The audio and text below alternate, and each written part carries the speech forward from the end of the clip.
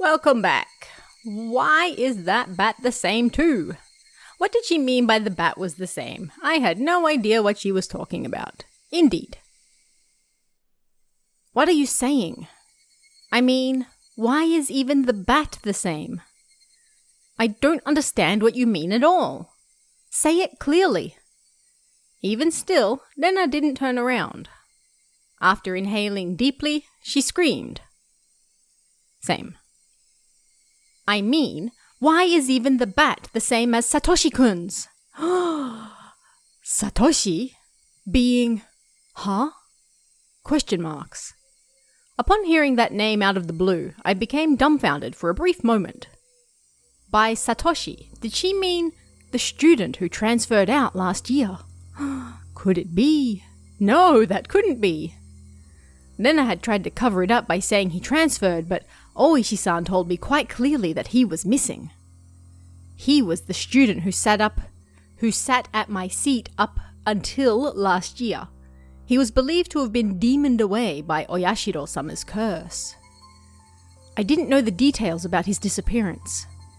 The aunt he lived with was killed the night of the Watanagashi by a drug addict, and not long after that, he suddenly vanished and was now missing. That Satoshi and I were... what?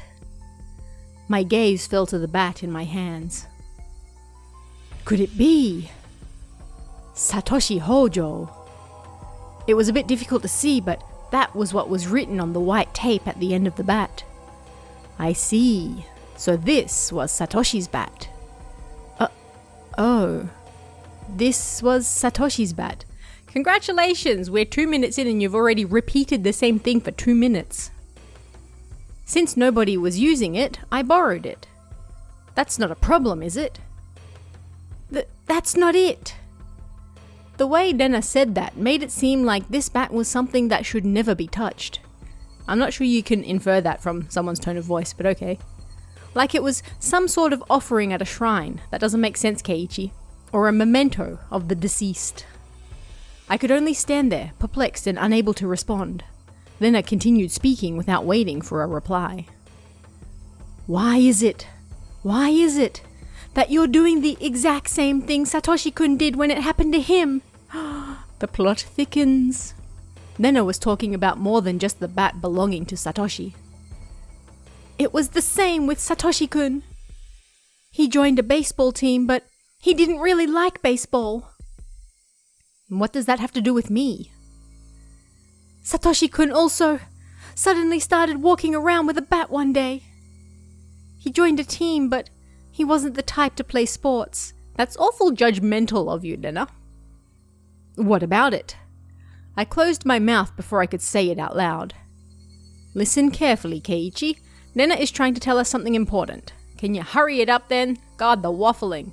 Satoshi-kun also one day came to school all by himself all of a sudden. This translation is questionable at times. Just like Keiichi-kun. Then one day he suddenly started practicing his swing. Just like Keiichi-kun. Then one day he suddenly began carrying the bat around with him. Just like Keiichi-kun. Then one day he suddenly... Then one day he suddenly what? Lena had swallowed her words. Lena's sudden silence brought a hush back to the surrounding area. It was then that I could finally digest the content of the entire conversation.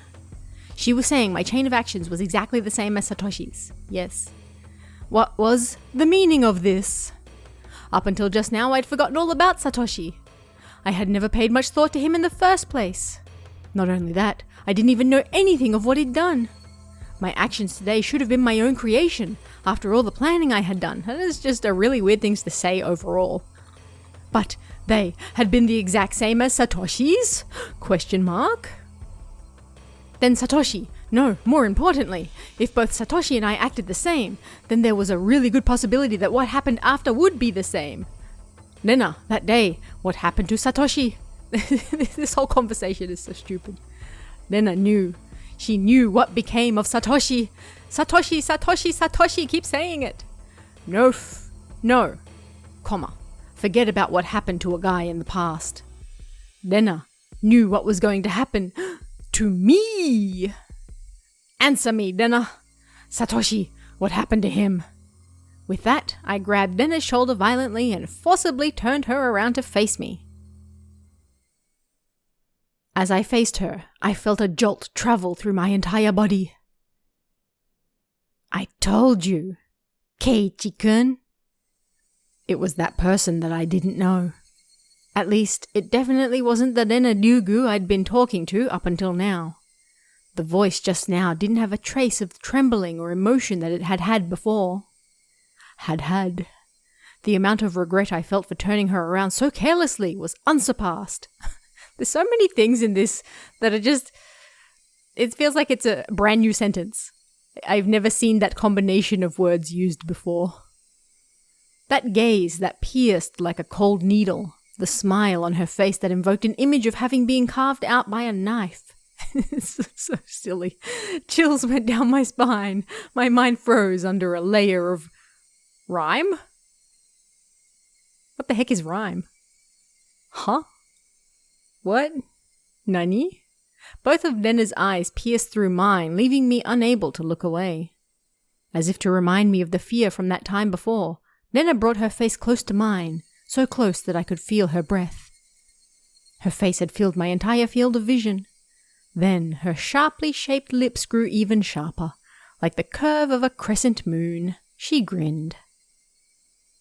I told you, Keiichi-kun. After a short pause, Nena repeated the same words again. And again, and again, and again. Satoshi-kun, you see, transferred out. Transferred, meaning what? What Nena meant must have been some new definition of transfer that I was previously not aware of. Oh, the waffling is getting to me bad today. Just move the story along, please. My throat and lips dried up. I couldn't even acknowledge what I had just heard. All I could do was swallow down my own saliva. It would seem that Nena saw that as a nod. She pulled her gaze back and spryly stepped back 2-3 paces. As she did, my legs gave out and I fell to my knees pathetically. Nena and me on my knees underneath her emotionless smile. That had to be a very odd sight indeed. Indeed. Seeing me in that pathetic state, she neither scoffed at me nor held out her hand. But I could neither stand nor escape with her gaze shooting through my eyes. There was undoubtedly a metal bat in my hand, undoubtedly. But right now it was useless to me. I was like a fly caught in her web. Heavy sweat beaded all over my body. I could feel it dripping from my skin. But you won't, will you, Keiichi-kun? Nena finally released me from that cage of time after what felt like an eternity. But her question was missing something important and was incredibly vague, like this entire thing. Once again I swallowed hard, urging her on. Do what? What did she not want me to do? Transfer. Indeed. Same, Nena, same.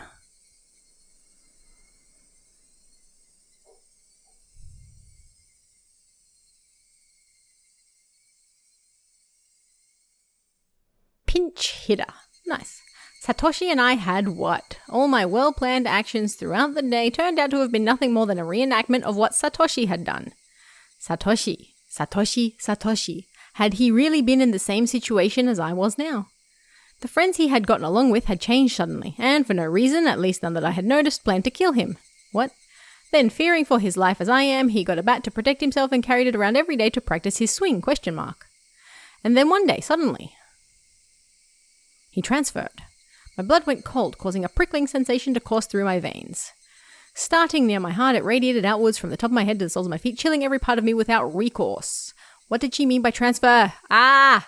What did she mean by transfer? Ah! Keep moving! Gosh! Was Satoshi still at wherever he transferred to? Yeah, sure.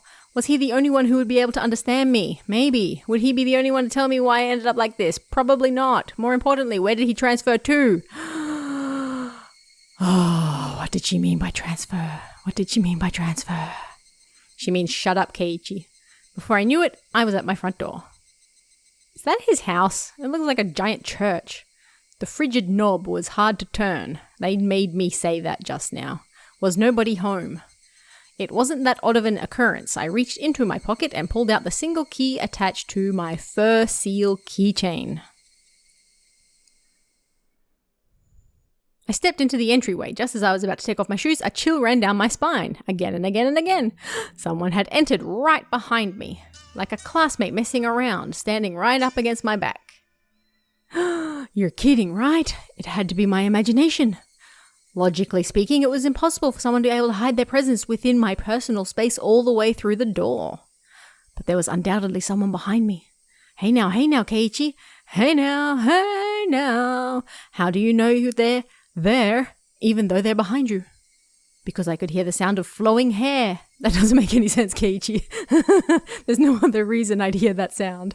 Maybe it's just the wind flowing through your own luxurious locks. That was the presence. Because I could hear the sound of them blinking. You cannot hear people blinking, Keiichi. Keiichi Maebara, there's no way you could hear that. Indeed, it was mostly instinct than anything else that was warning me of that presence. Common sense was telling me that it was just my imagination.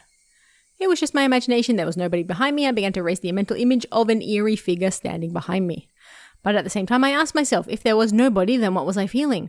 As an uncomfortable sensation crawled up my spine. Actually, wouldn't it be better if there was somebody there?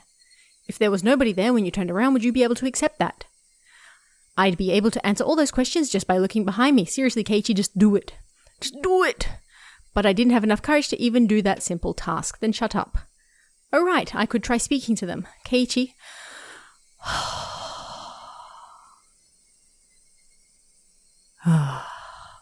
The person behind me might answer me. Keiichi, you're really pushing your luck today. It was a random thought. I didn't care how I went about it, just as long as I didn't have to turn around.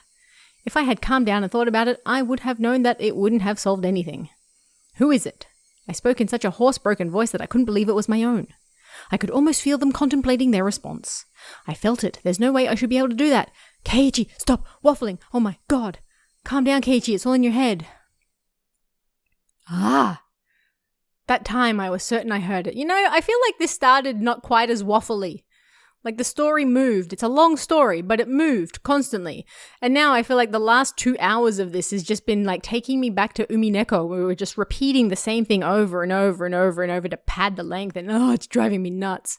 This is such a good story and I love it, but the waffling is driving me nuts.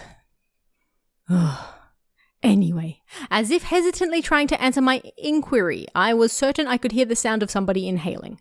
I heard it. I heard it clearly. It was a girl. How can you tell that? A young girl. I didn't know who, but a tiny speck of courage in me, however reckless it was, inspired a primal yet fitting solution to this current predicament. A scream. All the force in my body released from my lungs and through my throat, ceasing all thought processes in my head. Suppressing all my thoughts and emotions, I began to collapse like a house of cards, somehow managing to twist my body and look back as I did so.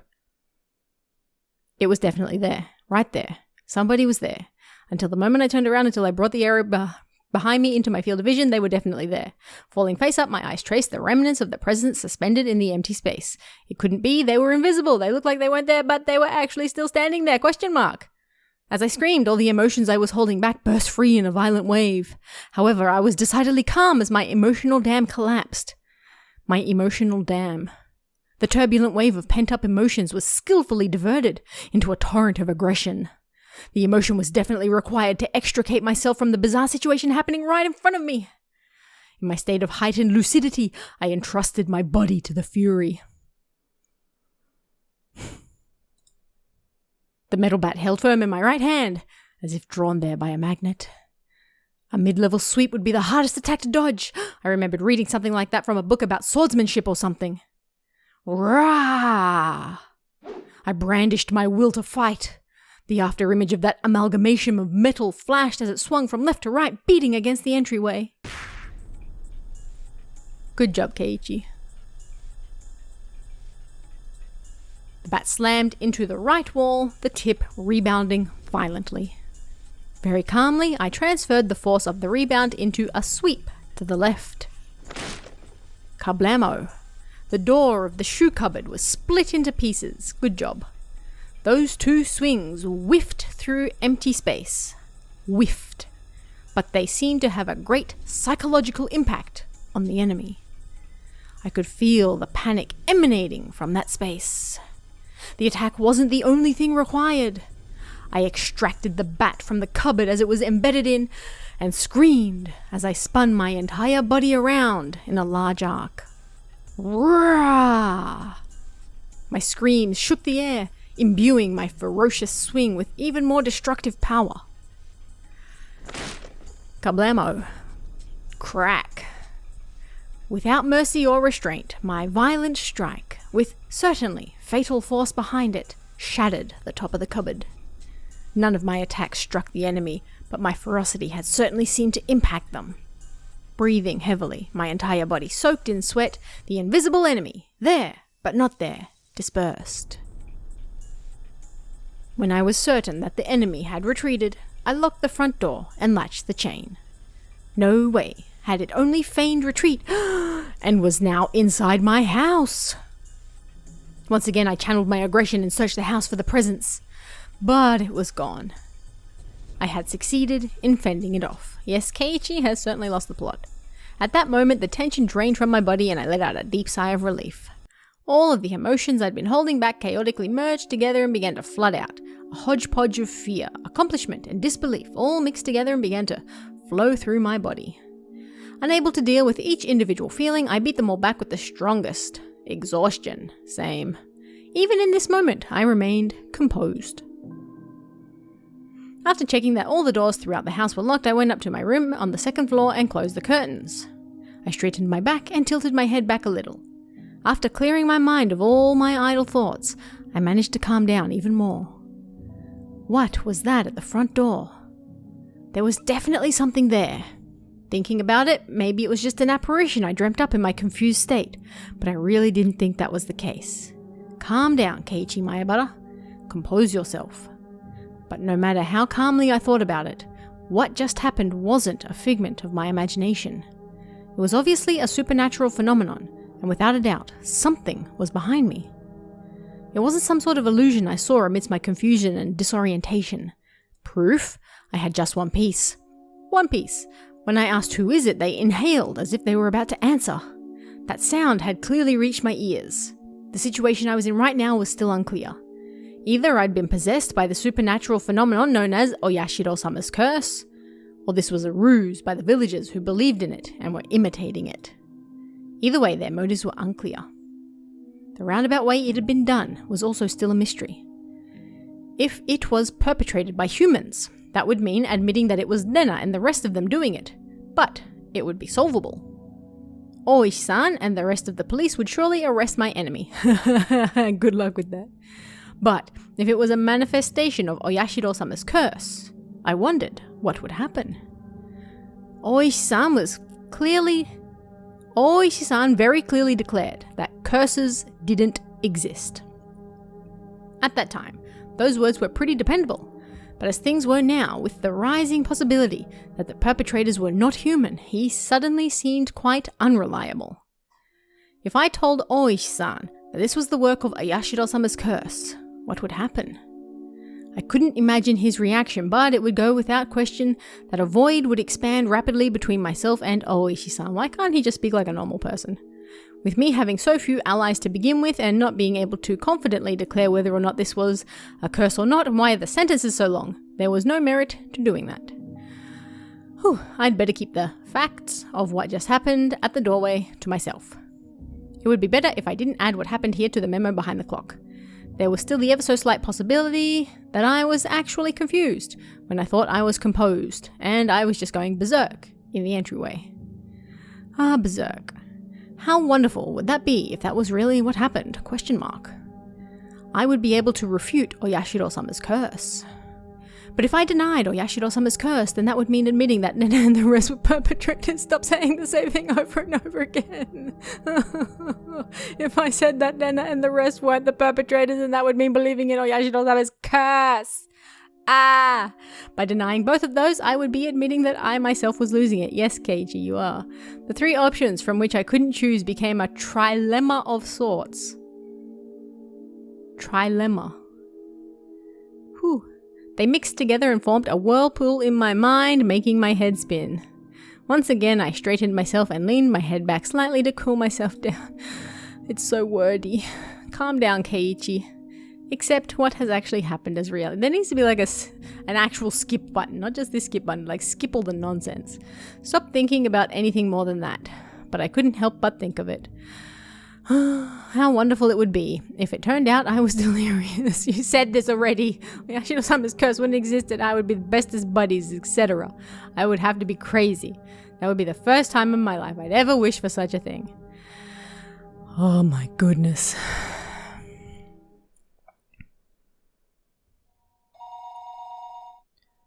Ling, ling, ling, ling, ling. The phone rang noisily downstairs. Generally, there were no calls for me, so I never really answered the phone much. The dream. But since my parents weren't here, I had no choice. I squirmed off the bed. Really? Squirmed off the bed. Brand new sentence. And went downstairs. How do you squirm off a bed? Hello, this is the Mayabara residence. Hello there. Keiichi, this is Mum. I intuitively had a bad feeling about this, really.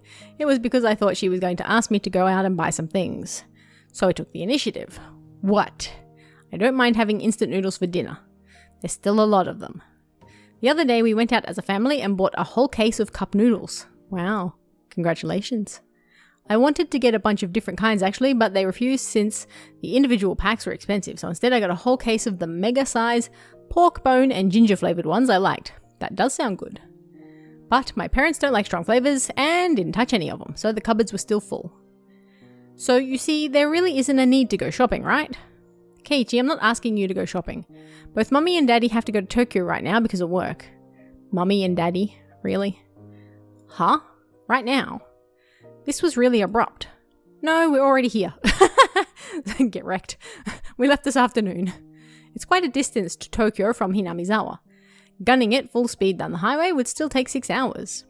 Dad has a license, but since he doesn't like the highway, they likely took the train. It would have taken longer. I'm thinking you might understand since you heard us speaking last night, but it has to do with Daddy's contract. Right now, things aren't going so smoothly. Now that she mentioned it, I did remember that they talked all that time about how his job prospects weren't looking so good.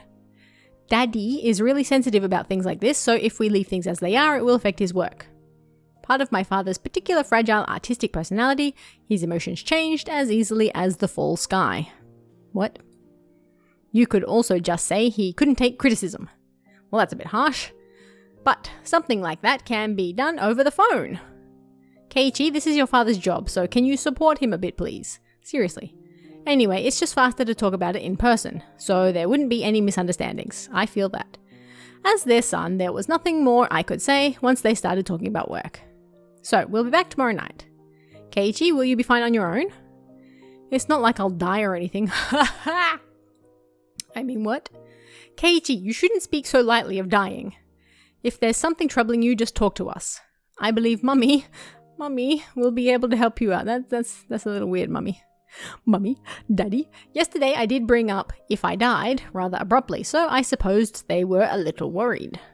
But really, I was more depressed by the fact that nothing would be solved by telling them. But I didn't plan on dying. At least not while I still knew nothing. I would never allow it. What, so as soon as he knows what's going on, then he can die? Still a weird thing to say, Keiichi. I won't die. I won't. I'll survive even if I have to gnaw my leg off. Yeah. See you then. Tomorrow morning. Make sure to wake up.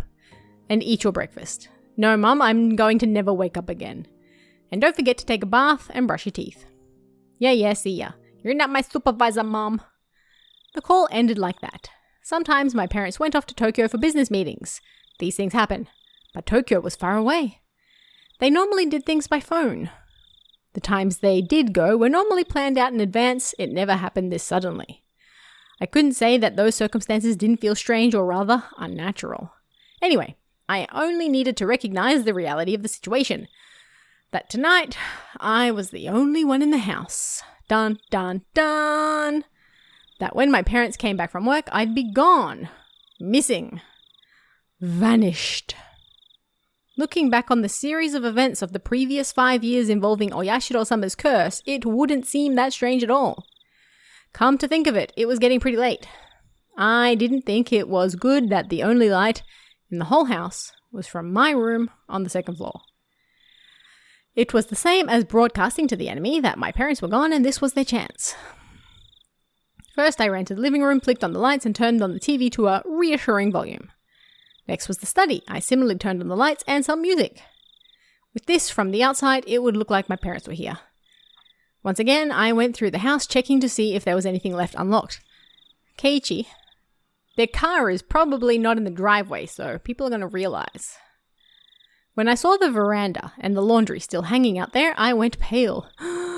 That would have made it too obvious. I needed to take it down. What? Why? I snatched down the laundry haphazardly and erased all traces that my mother wasn't there. What does laundry... Hold on. How could the laundry, drying outside, signify that his mother isn't inside? How does that make any sense? Make it make sense, Keiichi. It should be fine now. I thought I said garbage. The garage. The garage. They hadn't gone all the way to Tokyo by car. Haha. But they had gone up to Okinomiya Station. The garage was empty, wide open, and in plain sight. This was not good. I panicked and rushed out the back to close the normally open garage door. It should be fine now. I needed to get the paper. Mum always got the paper. Since they left in the afternoon, the evening paper was still out there. My premonition was correct. I pulled out everything from the mailbox and dropped it in the entryway. With this, for sure this time, it should be fine. Come to think of it, leaving the cupboard busted like that from my little freak-out was kind of bad. You reckon? I'll just say I tripped and fell, and the bat I was holding smashed into it. Yeah, sure, that happened. Even so, just leaving it in its current state wasn't good. I should clean it up a little before Mum got back and scolded me. Yes. I remembered that there was a broom and dustpan in the closet. As I was going to get them, the phone rang once again. Hello, this is the Maebara residence. Oh, is this Keiichi-kun? Is your mother around? She isn't here at the moment. You idiot, Keiichi Maebara. Don't reveal that your parents are gone. You can follow up still. Calm down and take care of it. I think she'll be back soon. That wasn't a good response either. Now they might say they'll call again or tell her to call them when she comes back. Then that's fine. It wasn't anything important. Well then, sorry for the bother. The scenario I feared didn't play out, eliciting a sigh of relief. That call was fortunate in more ways than one. I'd have to deal with more telephone calls coming in for my parents tonight. Just don't answer it.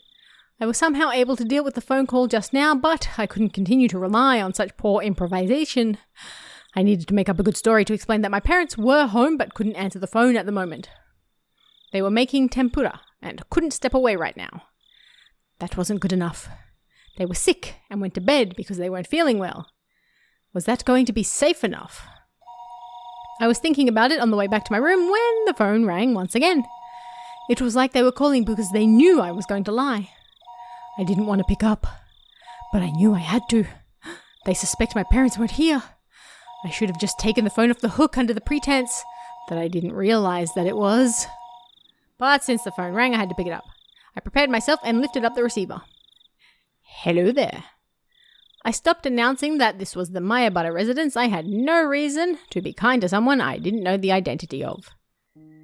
But unlike my uncouth voice, the person on the other side sounded goofy and light-hearted. Hello, my apologies for calling so late. This is Oishi from the Okinomiya bookstore. Goofy and light-hearted. Oishi-san? Is that you, Maebara-san? Good evening. Good to hear you are doing well. How about that? Wait just a moment, please.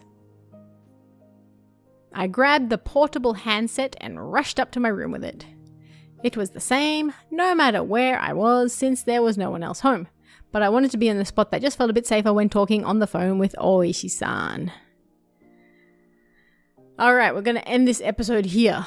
At least the last 5 or 10 minutes finally moved along a bit. Anyway, I hope you guys enjoyed this one. We're going to find out what Oishi-san knows in the next one. I'll see you then. See ya.